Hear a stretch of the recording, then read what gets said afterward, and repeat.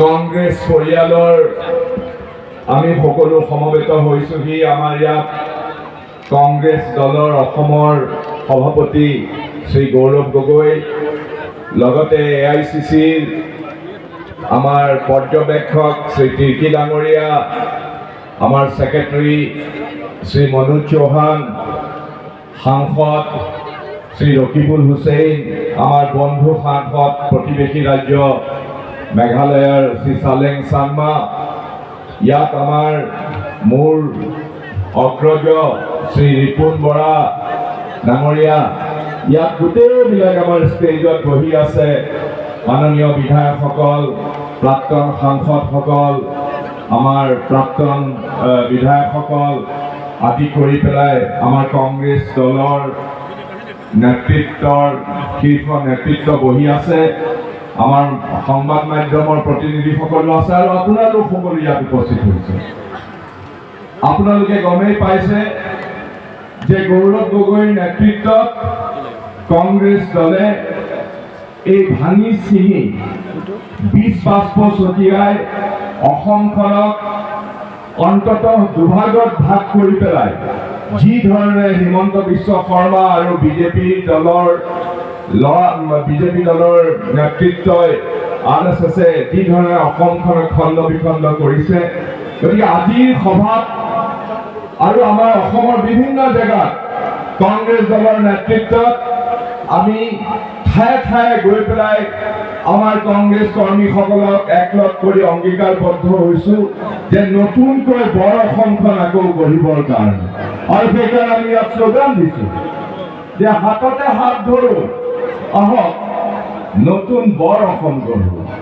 শ্ৰী গৌৰৱ গগৈৰ নেতৃত্বত অসম প্ৰদেশ কংগ্ৰেছ কমিটিয়ে গোটেই অসমখনক আকৌ নতুনকৈ বৰ অসমখন গঢ়িবৰ কাৰণে অংগীকাৰবদ্ধ হৈ এই যাত্ৰাত আমি সকলোকে চামিল হ'বৰ কাৰণে আহ্বান জনাইছো।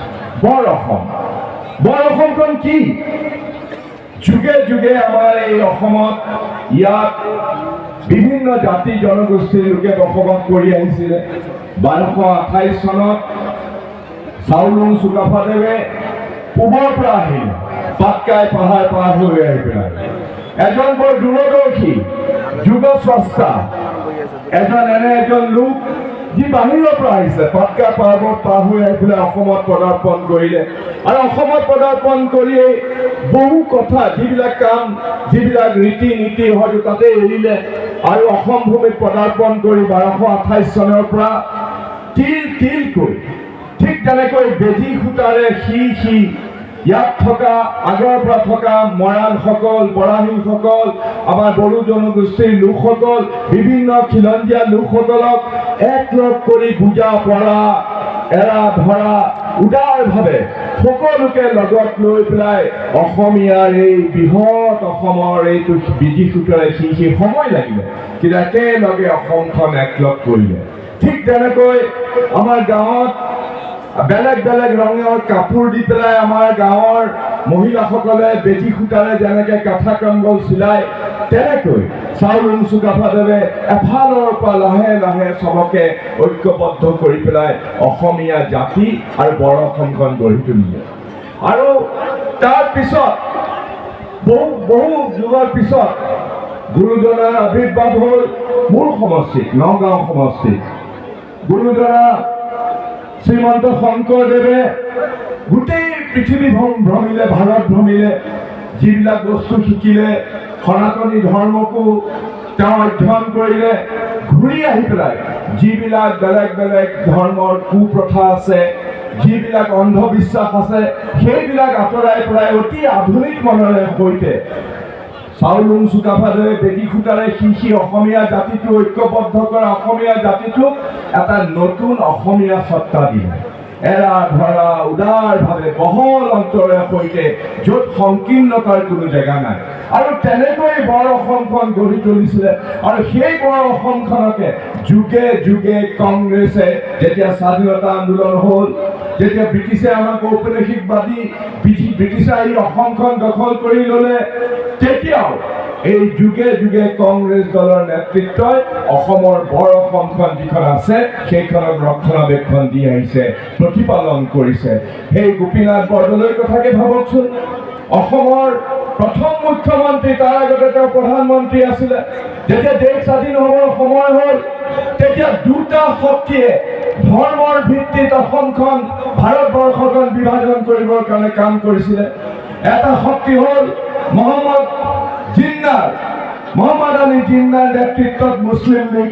মুছলিম লীগে ক'লে যে মুছলমানৰ কাৰণে এখন বেলেগ দেশ লাগিব, আৰু আনফালেদি RSS ক'লে যে হিন্দুৰ কাৰণে এখন দেশ লাগিব। কিন্তু মহাত্মা গান্ধীয়ে ক'লে যে খবৰদাৰ, ভাৰত যেতিয়া স্বাধীন হ'ব, এই ভাৰতখন মানুহৰ দেশ হ'ব, না মুছলমানৰ দেশ না হিন্দুৰ দেশ। এইখন দেশত সকলো থাকিব। আৰু মহাত্মা গান্ধীৰ এই যিটো অমুকবাণী, এই অমুকবাণীকে সৰুগত কৰি গোপীনাথ বৰদলৈয়ে অসমখনক ৰক্ষা কৰিলে। ব্ৰিটিছে চক্ৰান্ত কৰিলে যে এই বৰ অসমখন চাউলুং চুকাফাই গঢ়া শ্ৰীমন্ত শংকৰদেৱে, মাধৱদেৱে এই যে এটা উদাৰভাৱে এটা বৰ অসম কৰিলে, তাত সকলোৰে প্ৰতি শ্ৰদ্ধা আছে, সন্মান আছে, মৰ্যাদা আছে।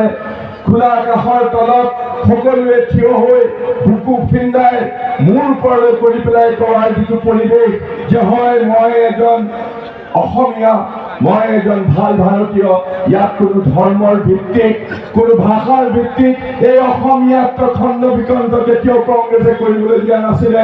অসমখন ধৰি ৰাখিছিলে গোপীনাথ বৰদলৈকে আদি কৰি পেলাই, কৰ্মবীৰ নবীন বৰদলৈকে আদি কৰি পেলাই ধৰি পেলাই বিমল প্ৰসাদ চলিহা, শৰৎ চন্দ্ৰ সিংহ, মহেন্দ্ৰ মোহন চৌধুৰী, হিতেশ্বৰ শইকীয়া ডাঙৰীয়া, শ্ৰী তৰুণ গগৈ ডাঙৰীয়া, এনেধৰণে সকলোৱে অসমখনক ৰক্ষণাবেক্ষণ দিছিলে, এই বৰ অসমক ৰক্ষণাবেক্ষণ দিছিলে।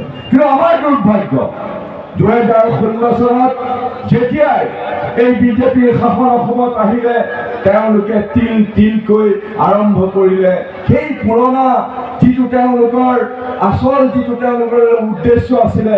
স্বাধীনতাৰ আগতে তেওঁলোকে গোটেই ভাৰতবৰ্ষক ভাগ কৰি পেলাই দুটা জাতিক বিভক্ত কৰিবৰ কাৰণে তেওঁলোকে যিটো চক্ৰান্ত কৰিছিলে, আৰু দেশ স্বাধীন হোৱাৰ পিছত কংগ্ৰেছে সেই দ্বি-জাতি তত্ত্ব, যিটো দুটা ধৰ্মৰ ভিত্তিত ভাৰতক স্বাধীন কৰাৰ যিটো তেওঁলোকৰ এটা কুৎসিত অভিসন্ধি আছিলে, সেই অভিসন্ধিটো কংগ্ৰেছৰ দিনত কবৰস্থ কৰা হৈছিলে।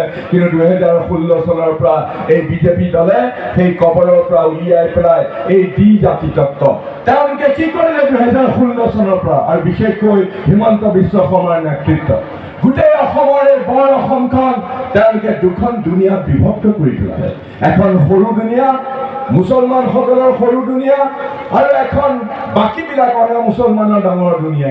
আৰু এই দুইখন দুনিয়াৰ মাজত অহৰহভাৱে 2016 চনৰ পৰা তেওঁলোকে কেৱল হিংসা, বিদ্বেষ আৰু ঘৃণাৰ ৰাজনীতি কৰি পেলাই অসমখনক খণ্ড বিখণ্ড কৰিছে। অসমখনৰ মানুহৰ মনত বিষ বাষ্প ছটিয়াইছে।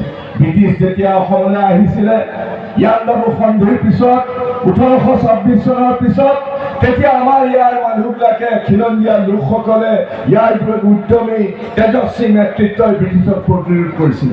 কিন্তু ব্ৰিটিছে এটা কৌশল উলিয়াইছিল। তেওঁলোকে তেওঁলোকৰ শাসন চাৰিওফালে সম্প্ৰসাৰণ কৰিবৰ কাৰণে তেওঁলোকে প্ৰথমতে আহি যিবিলাক উদ্যমী তেজস্বী আমাৰ খিলঞ্জীয়া লোকসকলৰ নেতৃত্বত তেওঁলোকে কানি খুৱাবলৈ আৰম্ভ কৰিলে। আৰু কানি খুৱালে আপোনালোকে জানে যে কানি খুৱালে মানুহ বিবশ হৈ পৰে।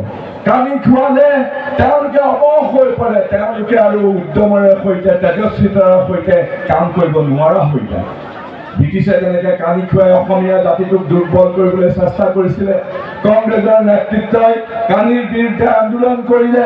দেশ স্বাধীন হ'ল, কানি নাইকিয়া হ'ল। কিন্তু 2016 চনৰ পিছত এই বিজেপি দলে যেতিয়া শাসনত আহিলে, তেওঁলোকে অসমীয়া মানুহৰ মাজত এটা নতুন কানিৰ প্ৰচলন কৰিবলৈ আৰম্ভ কৰিলে। এই কানি পুৰণা কানি নহয়, এই কানি হ'ল ধৰ্মান্ধতাৰ কানি। আৰু সেই কথা আজি অসমৰ প্ৰত্যেকজনে বুজি পায়। ধৰ্মান্ধতাৰ কানি খুৱাই আজি গোটেই বৰ অসমৰ মানুহখিনিক তেওঁলোকে অবশ কৰি দিব খুজিছে, বিবশ কৰি দিব খুজিছে। হিমন্ত বিশ্ব শৰ্মাই কুৎসিত তেওঁৰ ব্যক্তিগত অভিসন্ধি পূৰণ কৰিবৰ বাবে এই সাম্প্ৰদায়িকতাৰ এটা ধোঁৱাৰ বেৰ তৈয়াৰ কৰিলে। ধোঁৱাৰ বেৰৰ ইফালে সাম্প্ৰদায়িক কথা কৈ মানুহৰ জীৱন চুই যোৱা, কি হিন্দু কি মুছলমান কি সকলো ভাষা ভাষী মানুহৰ জীৱন চুই যোৱা যিবিলাক মূল মৌলিক সমস্যা আছে, সেই মৌলিক সমস্যাবিলাক পাহৰাই হিমন্ত বিশ্ব শৰ্মাই কেৱল হিন্দু মুছলমানৰ বিষ বাষ্প ছটিওৱা ৰাজনীতি কৰি গ'ল আৰু মানুহবিলাকক বিবশ কৰি পেলালে। আমাৰ নিবনুৱাৰ সমস্যা, আমাৰ মূল্য বৃদ্ধিৰ সমস্যা, আমাৰ মহিলাৰ সমস্যা, আমাৰ শিশুসকলৰ সমস্যা, আমাৰ জনজাতীয় লোকসকলৰ সমস্যা, এইবিলাক সমস্যা যেন গৌণ হৈ পৰিলে। কেৱল মুখ্য হ'ল কেৱল সাম্প্ৰদায়িক এই বিষ বাষ্প ছটিওৱাৰ ৰাজনীতি আৰু বিষ বাষ্প ছটিওৱাৰ ৰাজনীতিৰ এখন ধোঁৱাৰ বেৰৰ এখন সিপালে তেওঁলোকে কুৎসিত এটা নিজৰ যিটো আচল অভিষ্ট সেইটো সিদ্ধি কৰিবৰ কাৰণে তেওঁলোকে আৰম্ভ কৰিলে এই মানুহৰ মাজত বেলেগ বেলেগ ধৰণে বিভাজনৰ ৰাজনীতি। আনফালেদি তেওঁলোকে নিজৰ পৰিয়ালক নিজৰ যিটো এলেকাৰ বেলেগ বা আমাৰ যিবিলাক আদানী আম্বানী এইবিলাকক মাতি আনি পেলাই তেওঁলোকে কেৱল অসমখন শোষণ কৰাৰ ৰাস্তা খুলি দিলে। আজি গোটেই অসমতে ধুবুৰীৰ পৰা শদিয়ালৈ আমাৰ যিটো আচল যিটো অৰ্থ ব্যৱস্থা, সেই অৰ্থ ব্যৱস্থাটোক বিবশ কৰি পেলাই তেওঁলোকে কি কৰিছে, সমান্তৰাল অৰ্থ ব্যৱস্থা তেওঁলোকে স্থাপন কৰিছে।